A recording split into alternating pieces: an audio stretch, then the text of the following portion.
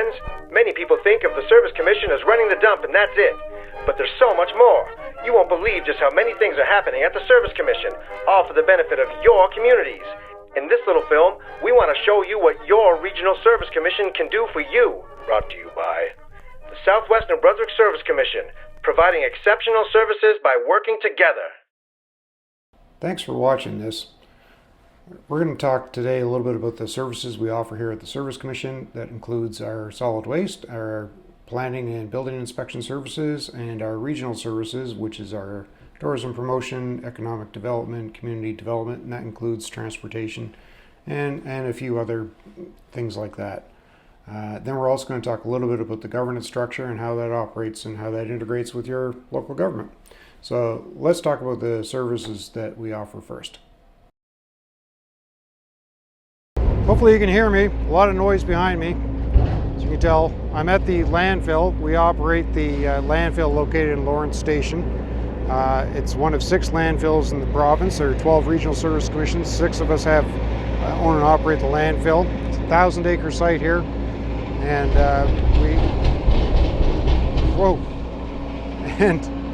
our landfill is at the highest standard. So we have a double liner system with a leak detection system built in. We also treat all of our own leachate. So all of the leachate is the rain and snow and all the water and garbage juice, for lack of a better term, that comes out of the landfill. We collect all of it, and we treat it through a series of 9 different treatment ponds. And we don't use some of the ones that are located in cities, they use like a municipal treatment system, but we have our own water treatment here. We have 27 nests of wells surrounding the site. These are constantly monitored and tested. We send in results to the province on a monthly basis. The name of the game here is environmental protection. The whole point of everything that we do is environmental protection. And we're heavily monitored for that, and we take that responsibility very seriously. Behind me here, right there, is our flare. So we collect all of the gas that we can out of the landfill. There's a series of wells and different systems that have been engineered to collect all of the gas, and they bring it here, and we flare all of the landfill gas. And the point to that is we want to destroy the gas as it's a greenhouse gas. So yes, there's some CO2 emitted, but that's an order of like 100 times better than just letting landfill gas flow out into the atmosphere. So this is another thing that we take very seriously, is our emissions on the landfill. Behind me here is the first of our collection ponds. This one actually can operate on gravity alone, and we designed and built this 6 years ago now, I think.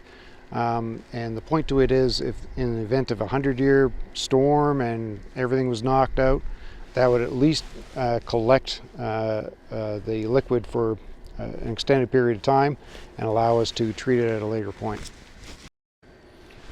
Some of our water treatment here, we have similar ponds. There's a larger pond up that way, then it comes down here to do aeration and treatment, and then that continues on down. There's more treatment down this way. There's actually an aerial, it's a drone tour of the landfill site in case you're interested. It'll show you the layout of all of this stuff. But there's a significant amount of water that we do treat, and at the end of it, by the time it goes through the final filter, it gets released back into nature, and we test that constantly, as I mentioned before, for toxicity and the possibility of killing fish and wildlife and things like that. You could drink what comes out the other end, and so we do take it extremely seriously. Behind me you'll see a bunch of appliances and things like that. So we have a white goods program. If you have appliances you need to get rid of, for residents in Southwest, it's free of charge. You just contact us either through an online form, or there's a phone number you can call, and we can arrange and pick up your appliance for you, and we bring it out here to recycle. And if it does have Freon in it, if it's a fridge or a freezer or something like that, then we take care of evacuating all of the refrigerant responsibly and make sure that that's destroyed as it's supposed to be before we recycle them. We also have various other programs here that are sorted into metals and different programs. We have a public drop-off area that is a place where the general public can come and they can drop off garbage, recycling, electronics like you see behind me, oil, pretty much anything you need to get rid of, bring it to us and we'll help you get rid of it. Behind me is our recycling sort station. So we are under contract with Circular Materials, who does the actual recycling. They look after the collection, the education, and we work with them to deliver the recycling to where it needs to go for the recycling plants. But over here you'll see we have various things for paint and oil, and so it's a very good site, and residents are welcome to come here anytime they like. The one thing we don't control is the actual solid waste collection. That is something that's the responsibility of local governments, and they will have contracts with various different haulers. Some local governments even have their own equipment, their own garbage trucks that they'll pick up garbage and they bring up to the landfill. But we don't really control anything to do with the actual collection of solid waste or recycling. The only thing we do go and pick up is the white goods, as I mentioned before. But yeah, so this is our scale house that everybody weighs in and out of.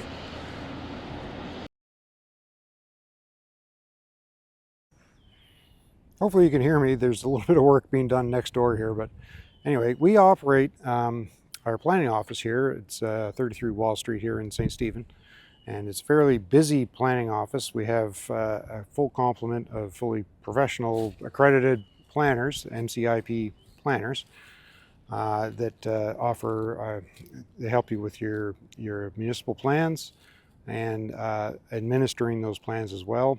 There is a full PRAC, there's a Property Review Adjustment Committee that looks at files that come up that don't meet, they may need a variance or they may need something to do with zoning. So there's a group that deals with that. We also have fully accredited NBBOA certified building inspectors and we are all the way up to level 3. So that means we are qualified to inspect commercial, right up to hospitals if we had to, on building projects. And so our planning services, currently we are covering the entire region. We are the planners. Our building inspection services are most of the region. A couple of local governments don't currently use our inspection service. They have their own, which is permitted.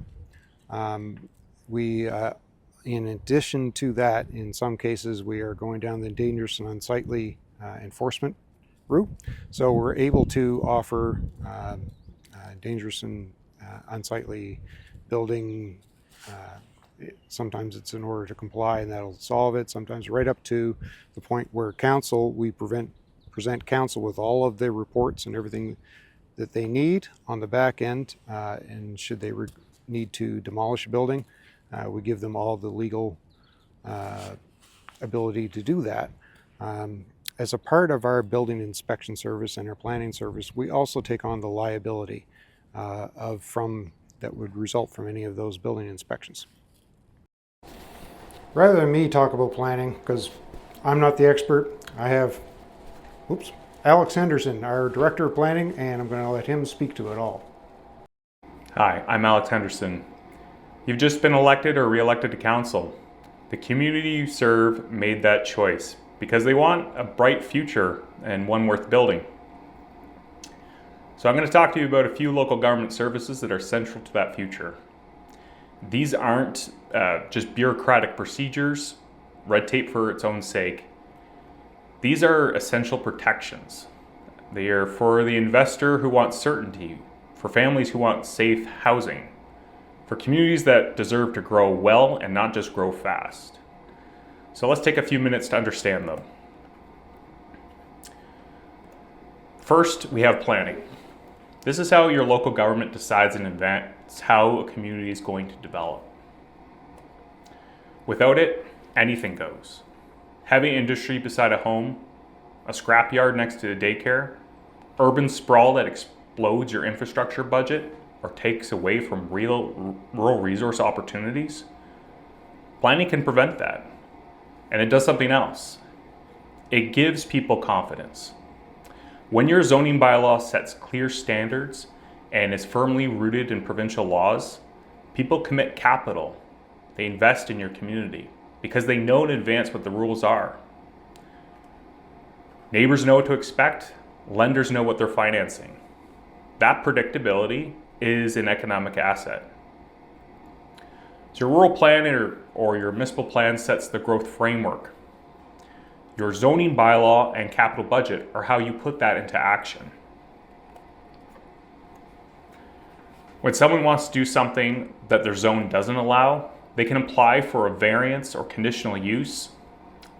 Your planning committee or the PRAC can review the application. On the bylaw itself or a rezoning, these types of questions are yours to make as a council. And making that determination is a legal determination. It's not just based on your personal beliefs or personal biases. You have to make these decisions grounded in your municipal plan or rural plan framework. So your decisions are appealable. This is, again, not just a personal decision, but a reasoned finding that you make as a council. And one of the ways you can do this is to make sure your tools are current. An expired rural plan or municipal plan is open to potential kinds of development that you may not want, and you may spend decades regretting that type of development. The second is building inspection.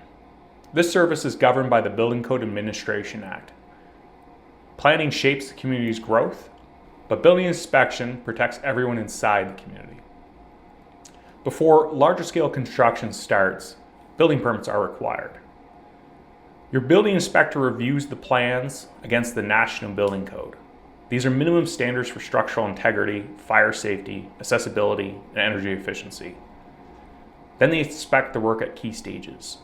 That's before the work's covered up and it becomes an unknown liability for future owners. And that's just it. Slapdash construction doesn't just fail the person who builds it, it can also fail the next owner. It can land on the municipality as a hidden cost, a legal liability, a remediation problem, one that nobody budgeted for. Quality construction, properly inspected, is what makes a community bankable. It supports property values. It gives confidence to mortgage lenders and insurers. It signals to developers and contractors that your local government holds the line on quality. Building inspection is technical, it's not political. Council doesn't override code decisions. If there's a dispute, people can appeal to the Building Code Administrator for the province of New Brunswick. Your role as council is to set the fees, take action against illegal and unsafe construction, receive inspector reports, but councillors stay out of individual building inspections. The third service is dangerous and unsightly premises. This is under the Local Governance Act. This is where planning and building quality meet the real world over time. A single deteriorating property doesn't just affect itself. It can suppress property values on the whole street. It signals to investors that no one is watching. It creates a safety hazard, fire hazard, liability exposure. It can be an entry point for community decay. It can compound the longer this is unaddressed. The Local Governance Act is your authority to act. Council appoints the bylaw enforcement officer, the one who inspects, issues notices, and works toward compliance with property owners. But if a property owner won't act, then council's role is to step in and order actions such as remediation, cleanups, demolitions. And the council can recover 100% of these costs through the province. The province then placed that cleanup cost on the tax bill of these properties in violation, and that's a way for a community to have a revitalization process where some of these properties end up changing hands. Dangerous and unsightly premises enforcement, it can be emotionally complex. Property crime, mental health, homelessness, these can be interrelated.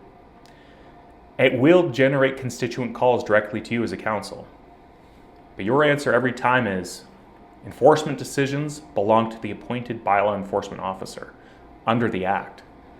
Council or councillors intervening in individual files before they get to council's desk can create a legal risk, conflicts of interest, and it can undermine the objectivity and fairness that makes this bylaw enforceable. So in summary, there's 3 services, 3 pieces of legislation, and 1 standard connecting all of them. Your community deserves to be well built. Planning gives confidence. Building inspection prevents hidden liabilities. And enforcement protects the investments that have been made in the community over time. Council makes the bylaws. It appoints the officers. It creates the budget for its enforcement actions. But the staff works in the background and brings the non-compliant cases to council. So the main things to take away from this is to keep your bylaws current, resource your budget for enforcement actions, and apply the processes set out in your bylaws. Hold the line on the basic standards that protect the health, well-being, and prosperity of your community. Welcome to council. A little bit about regional services. So as a result of local governance reform, back in 2023, we started offering some regional services that are mandated by the government to provide. I'm going to start with economic development. Provide regional economic and workforce development for the Southwest New Brunswick region. We enable businesses to grow and prosper in the region and collaborate with local, regional, provincial, and federal governments and different partners to provide the supports that businesses need in our region. Some of the activities include some of the public events you may be familiar with, like the Southwest Business Summit, and there's been various job fairs that we will sponsor and put on, and there's been some youth expo fairs as well. There's several other activities like that we'll do for public. There's a lot of behind the scenes work as well. We provide some HR support throughout the region for small businesses, and we work a lot with the Chambers of Commerce around the region. Some of the behind the scenes work that you may not see is going to be things like we assisted with the Exit 56 study, the Huntsman Science Park project that is ongoing. We provide some assistance there.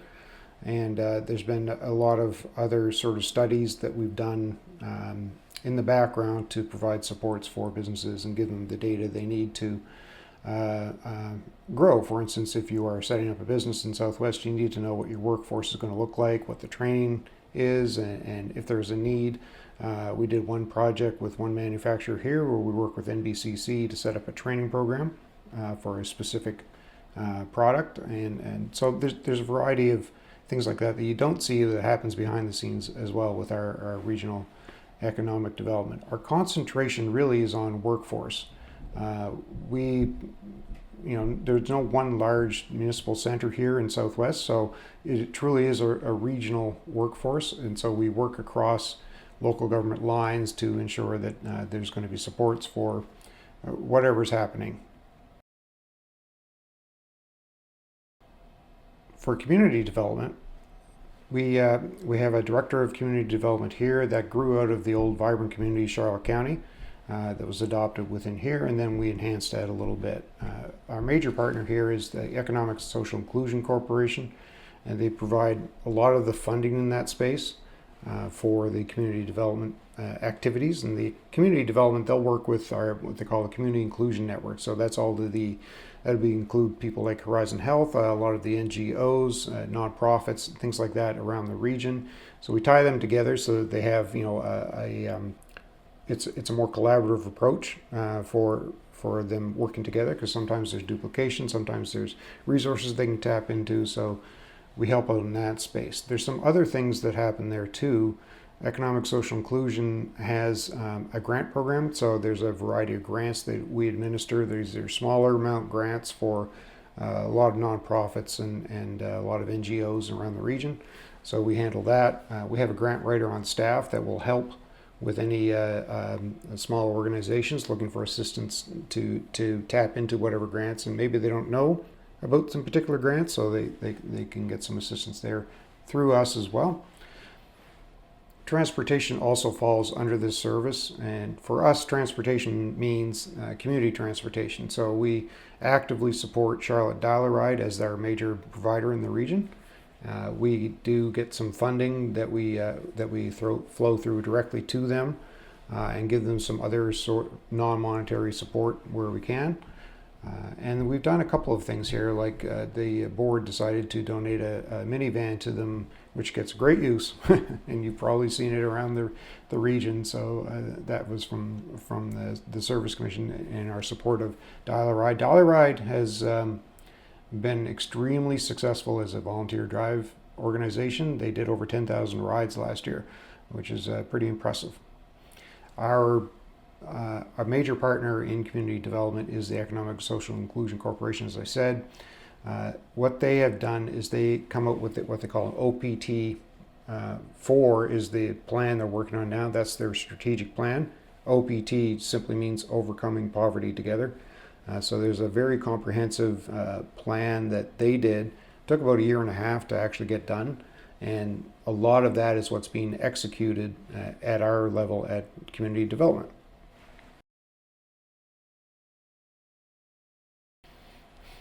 Another service we got as a result of local government's reform was tourism promotion, regional tourism promotion. So we don't promote, specific towns and things like that, not typically, but it's a little more nuanced than that. But we promote Southwest New Brunswick as a tourism destination as a whole. We have taken a slightly different approach over the last year, and we've kind of changed course. What we were doing was fairly costly and wasn't as effective as we felt, and there was a lot of changes globally, as we know, that affects where visitors are coming from, what travel looks like. People are looking for low-cost stuff, local stuff, things like that. So we've taken a different approach now. You will see a lot more of the promotion of our particular brand, which is Southwest New Brunswick, and there's a lot more on the ground things happening, a lot more sort of viral type approach, a grassroots approach to it. You will start to see some physical manifestation of our tourism promotion. For instance, the tower viewers was one of the first ones that we're doing, but there's more coming. And these are things to enhance the region as a whole. And we're tying a lot of this together. We've partnered with a company called Driftscape, so they provide an app which is very, very good. And so we're tying together everything within the region on through Driftscape. I won't get into that in too much detail here, but that will help promote the region as a whole, which makes it a destination for not only people traveling from Ontario, Nova Scotia, places like that, or if they're coming from the United States, from Maine or down south. But we also want to promote to New Brunswickers. New Brunswickers want to travel within their own province and see things, save a little money from long trips. So we're kind of taking that approach as well as our own residents. So our own residents, I don't know if they are familiar with all of the great stuff that we have in Southwest New Brunswick to offer. So a lot of this is actually promoting to ourselves, to our own residents, to find out all the wonderful stuff we have here. And so as a result, we get a lot of word of mouth type advertising of that, which is the most valuable you can have. The Service Commission operates as an independent body corporate and acted by legislation, very similar to a non-profit. Not exactly, but it's very similar. We're not a level of government. We are an independent organization that is under the direction of a board of directors. The board of directors for the Service Commission is, by default and by legislation, all of the mayors in the region and one representative from rural district. So there's 8 of us. There's 8 people on the board of directors, and they come from Macadam, St. Stephen, Campobello, St. Andrews, Eastern Charlotte, Fundy Shores, Grand Manan, and the rural district. Hope I got them all. So they act as our directors. Now, they are mayors, and the saying that I go to quite a bit is, you're here because you're the mayor, but you're not here as the mayor. They have a legal fiduciary responsibility to act in the best interest of the region when making decisions at the board table. They act as directors of the Regional Service Commission, not the mayor. So what I mean by that is that sometimes we have to talk about things that are good for the region, or a direction we're going, or something we're doing that is regional nature, but may not be a benefit for that particular local government. But they're not here acting in the interest of their own local government. They're acting in the interest of the region itself. So there's a nuanced difference there, and I understand that it's not as black and white as that all the time, which I get. But that's where we go. It's been working extremely well here in Southwest. They're very collaborative group of directors, and we've accomplished a lot of really good things here. Regional Service Commission actually has its own act and legislation. It's the Regional Service Delivery Act, and there's a couple of regulations that go along with that. So we do have sort of a unique place in governance and in the structure of things. We do often get confused as a level of government or the provincial government. We are not the provincial government. We are an independent organization, but we do have specific mandates and specific reporting requirements, and so it is unique. So we are tied to provincial government in a lot of ways. A lot of our funding comes with contracts and reporting that has to be done and KPIs that we have to meet. But we are an independent organization with our own bank account, our own, everything else kind of set up. Financially, we are very healthy in Southwest. We have zero debt. We operate on a municipal accounting system. As for whatever reason, they ended up calling us the same as a municipality, but not a virtual municipality, if you will. It's very strange, but that's how we operate. But we are in a good financial position, as I said, and the result is that the cost for services, there's very good value when we operate. Economies of scale come into play, especially for things like our planning service. That's how you can get the rates that you do. Same thing for the tipping fees at the landfill and all the other stuff that we're able to tap into as many external inputs as we can to keep the billing as low as we can for local governments. As I said, we've got mandated things that we have to provide, which are all the things that we do provide. Once in a while, though, we can collaborate on things outside of our mandate if the board of directors wants to go in a certain direction. So a great example of that is last year we started on the community wildfire resiliency plan. And those were completed, at least the first step has been completed, and it's out to local governments now. We did it as a region, and I was able to get funding, so it was 100% funded at zero cost to local governments. So we're going to probably proceed with phase 2 of that, although I haven't talked to anybody about that, but that's where we're going to go with that, and that's going to be about mitigation strategies for wildfires. So that's not anywhere within our regular mandates, but it is definitely of benefit to the region. And when you think about wildfire, it's definitely a regional approach, because if you go back to the Sign Lake fire, for instance, you've got multiple fire departments and you have multiple municipalities kind of affected and responding to this.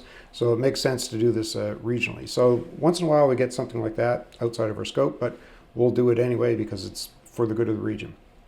A little bit about the budget of the Service Commission. For 2026, our operating budget is $8.4 million. Overall, that's total. Of that operating budget, 29% of that comes from what we bill local governments. Everything else comes from external sources like provincial government, federal government, different partners. A lot of it's from sale of services. The landfill, for instance, is only about 20% funded by residential tipping fees. The rest comes from sales of service to commercial, industrial. Another service commission brings their waste to us. And we also have some from Washington County and Maine. So we do have they do bring their waste to us as well. That helps keep our tipping fees quite low compared to some of the other ones in the province, it's just a benefit for our residents here. There is a provincial fund known as the Regional Services Support Fund. This was brought in after local governance reform when people realized that they needed to provide some funding for these new mandates that we had. So that is available to us. It's an $18 million provincial fund, of which we are entitled to around $630,000. I don't know exactly what it's going to be for next year, but it's going to be very close to that, I'm sure. Out of that $630,000, I can apply that to the new mandated services. There's some restrictions on how I use that. It also has funding that has to be matched. Like it's a 50-50 match, but I can match it with provincial funding. So when I get money from, say, economic social inclusion or Working MB or something like that, I match that with some RSSF, we call it a Regional Services Support Fund, and that helps us keep the cost of those services extremely low for the whole region. So we're going to continue to do that. We max out as much as we can in tapping into that. So part of our role here at Service Commission is tapping into as much external funding as we can to bring into the region, and so that's a big piece of our funding there. Thank you for watching this. Regional Service Commissions are unique organizations, not quite government, not quite nonprofit, not quite business, a little bit of everything kind of mixed in. We're your partners in local government with a regional lens. In our region, we've had great collaboration around this table with our directors, and we'll see that in the future. I'm fairly confident, and it's all about the benefit of the region as a whole, and we also enhance your local government service offering. So hope to hear from you in the future. If you have any questions, you can always drop us a line, or our door is always open.